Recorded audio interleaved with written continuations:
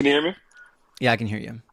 Okay, so when I prove you wrong, I want you to say to your life, "I'm sorry." I won't. All right? You won't. Perfect. All right. And by the way, Fantastic. those people are not real Christians. They're I not real know. Christians. Every Christian I talk to But is the only Christian doing it right. And I'm sure you're about to crash out in like 5 seconds. So, I'm not. I are you at promise least you. I promise 18? you. Yes, I'm 20. Fantastic. And do you know that the Bible condones slavery? No, it doesn't. So let's go back to Genesis chapter 15, This is verses gonna be, 13 to 16. this is gonna be Go back to painful. the. So I'll just read it for Let's, you since you haven't you read can read it. up on the It's board if you okay. want. I I got it read right it. I here. read it. I'm sure you have. Okay. Fantastic. As for your male and female slaves who you may have, it is from the nations around you that you may acquire male and female slaves. You may also acquire them from among the aliens residing hmm with you, hmm and from their families who are with you, who have been born in your land. They may be your property. You may keep them as a possession for your children after you, for them to inherit as property. Now, what do you Okay. call it when you own another human being as property? Slavery. Okay. Oh, slavery. Perfect. The Bible Perfect. condones slavery. So now I Perfect. want Per you to issue an apology. no, let me finish speaking though. Oh, let me. Go, We'll go, try this again. Does owning another human being make them a slave?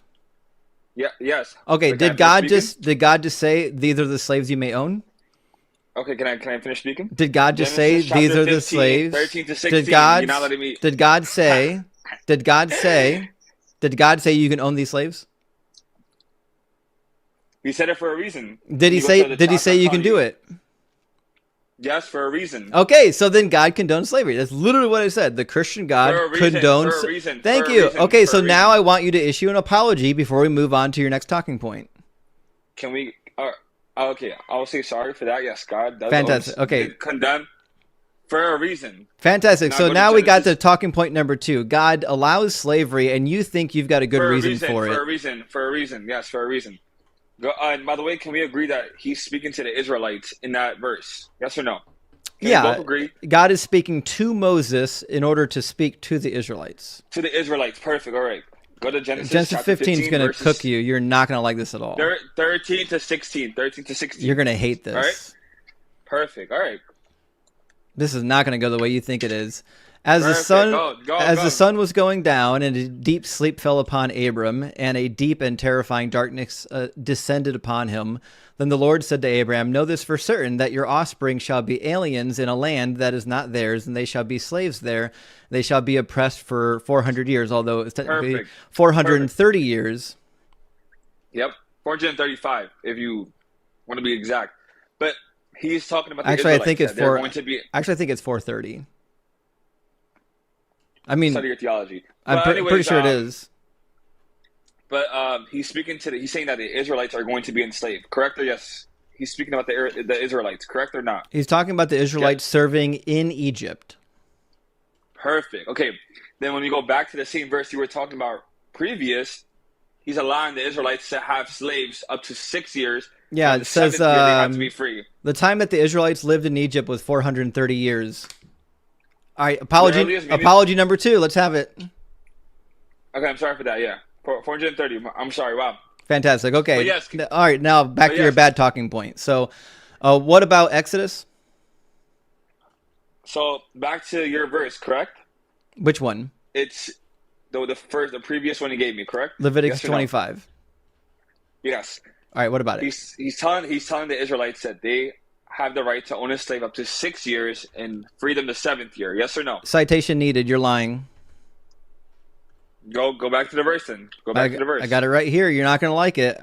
I love how confident these people come in having not read the book. All right, so show me in Leviticus 25 where it says anything about going free in the 7th year. Here. You're confusing Let me go. Exodus 21 with Leviticus 25, by the way. Just be clear. Give me one sec. I was eating. It's wild how often Christians get spanked on this topic, considering they've got the power of the Holy Spirit. Why is the Holy Spirit so weak?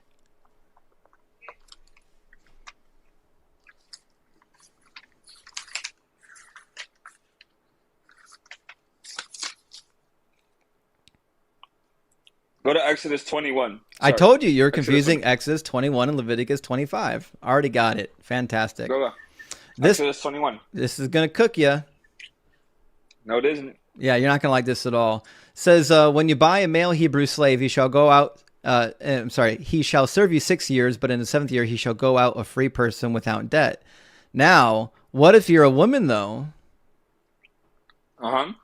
Have you read verse 7? When a man sells his daughter as a slave, yeah, she doesn't get to go out. And what happens if somebody is given a wife while they're in their 6 years of service? If a master gives them a wife and she bears some sons or daughters, the wife and her children shall be her master's, and he shall go out alone because they are permanent slaves. Okay, now go to the verses 10. Read verse 10. Sure. In the same... If he takes another wife to himself, so now we've got polygamy. If he takes another wife to himself, he shall not diminish the food, clothing, or marital rights of the first wife.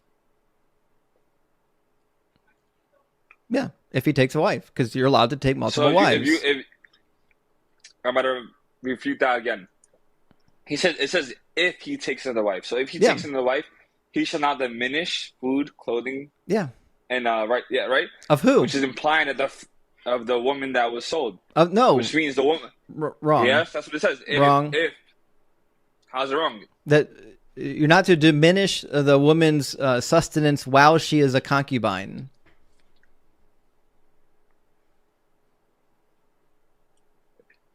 Just like everything else, you haven't actually read the text. We'll read it for you. When a man sells his daughter as a slave, she shall not go out as the male slaves do. If she does not please her master, who has designated her for himself, then he shall let her be redeemed. Why does it say that he has designated her for himself?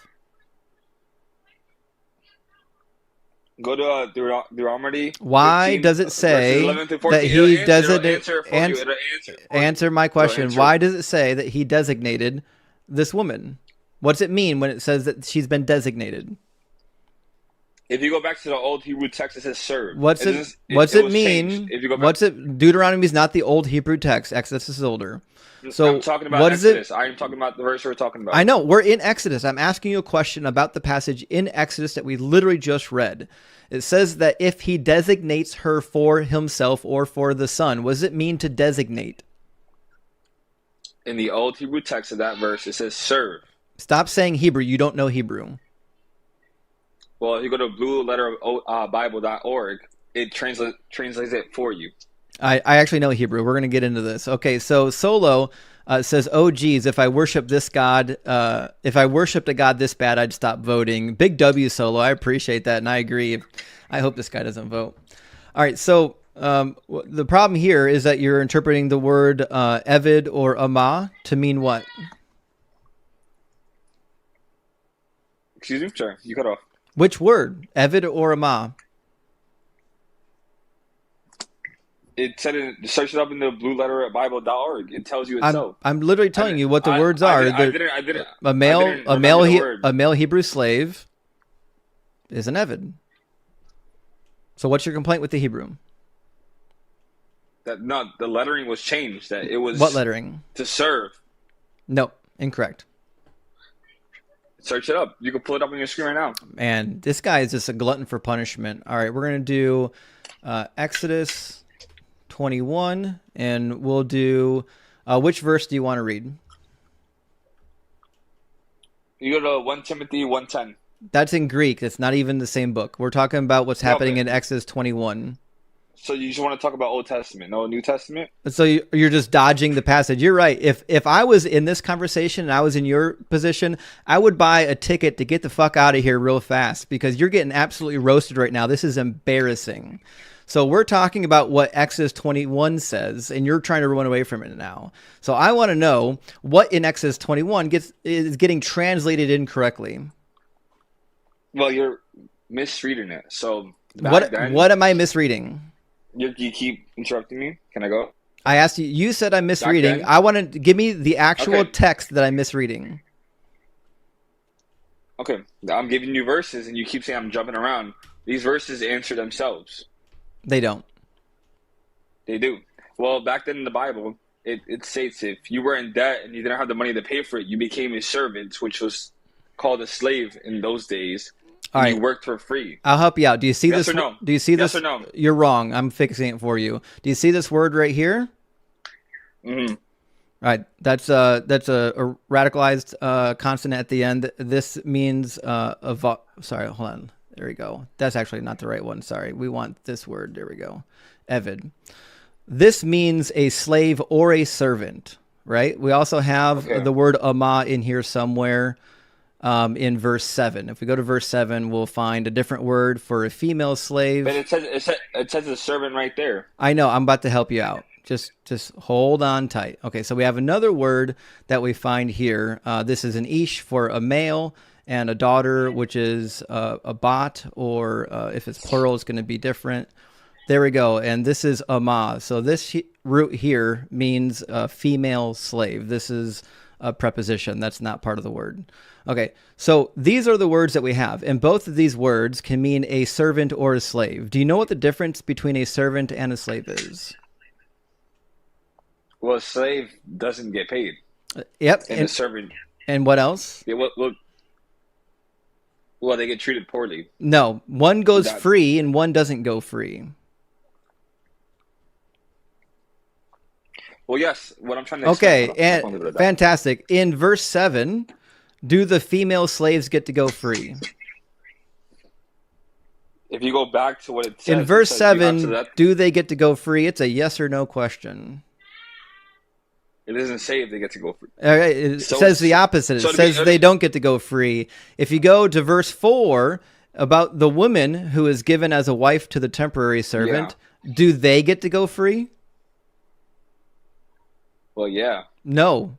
It says, if a master gives him a wife and she bears him sons or daughters, the wife and her children shall be her masters, and he shall go out alone. So they don't get to go free. Let me show you. That's called slavery. Imagine have this much confidence to get up here and alive, thinking you're going to educate somebody, and floundering in literally just 3 inches of water. You're literally drowning in a bathtub that just got turned on. We're not even deep yet.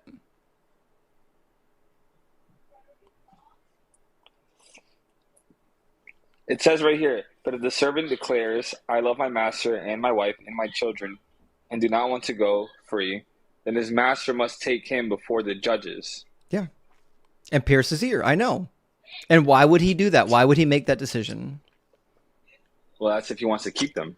Yes, because he doesn't want to get his family split up. Yes, because these people are permanent slaves. They are permanent slaves owned by the Hebrews. And if somebody gives you a slave and they bear children to you, your only option is to become a slave yourself. You don't get to keep them.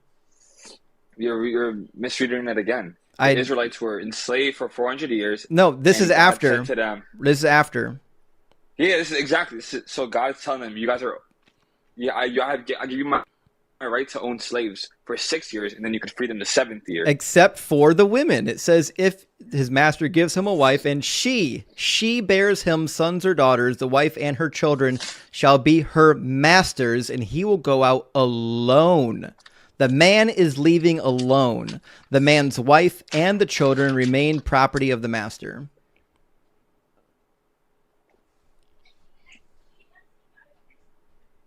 Yes, and I just said that God gave them the right to own slaves. I know. After they were enslaved. I know. They were enslaved. Fantastic. We finally got it. Yes. God said you could own slaves. That's what background says. The Christian God condones slavery. I'm glad we can finally come to an agreement on that. You're misreading it again. What did I misread? You're putting it into text like he thought it was okay for to own slaves out of the random. He said you can do it. After they were enslaved for 430 years. He said you can do it. You can own slaves. He just doesn't want them to be enslaved by another nation. Well, they were enslaved for 430 years, correct or not? Yes, and then God saved those people. Did he free all the slaves on the planet? Well, obviously not. Oh, okay. Who did he free? The Israelites. Did he free the slaves owned by the Israelites? Well, the men, yes, but the women, Wrong. Not many. No. When they left, when they left Egypt, they already. Did you know that when they left Egypt, some of them owned slaves? Well, yes. Okay. Not all. Did God tell them to free the slaves? It doesn't say the quote. Okay, so God says you can own slaves. He tells you who you can own as slaves. He says you can beat your slave. Never once did he say that you can't own slaves. Okay, and then go to Deuteronomy 11 to 14. I love Deuteronomy 11. I love Deuteronomy 11. It's one of my favorite chapters. 15 to chapter 15, verses 11 to 14. Oh, you're not going to like this at all. I love how they get up here thinking I haven't read it. All right, Deuteronomy chapter 15:11. Since there will never cease to be some in need on the earth, I therefore command you, open your hand to the poor and needy neighbor in your land. Did it say slave? Now read verse 3.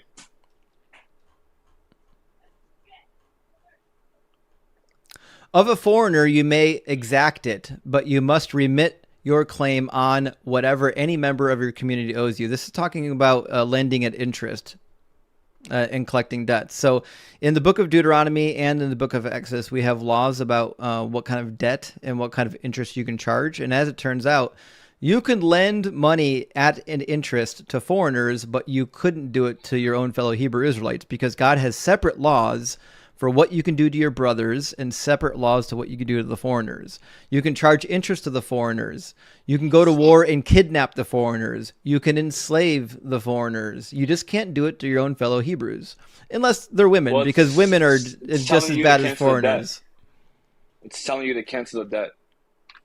It doesn't say that. That's That's if they are your own fellow Hebrew, and it's in the year of Jubilee.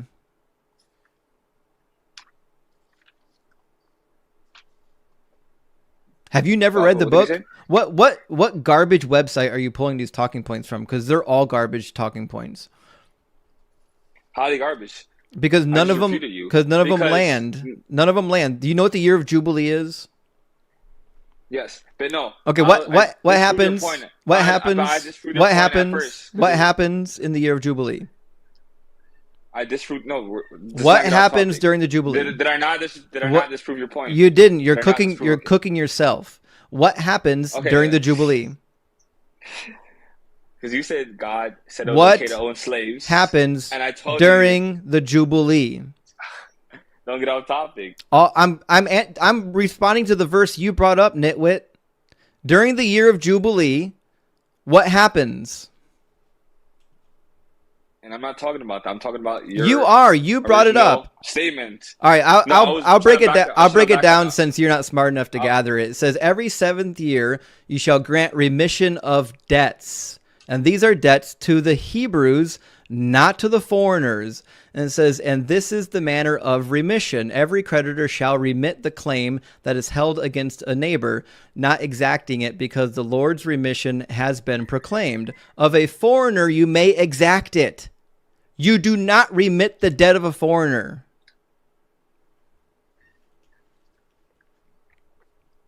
You keep cooking yourself over and over again. You must be a sadomasochist.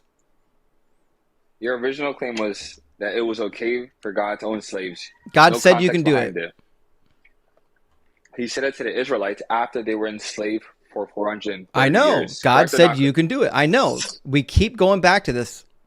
Okay, so I did refute your claim. When God says you can do it, it means you can do it.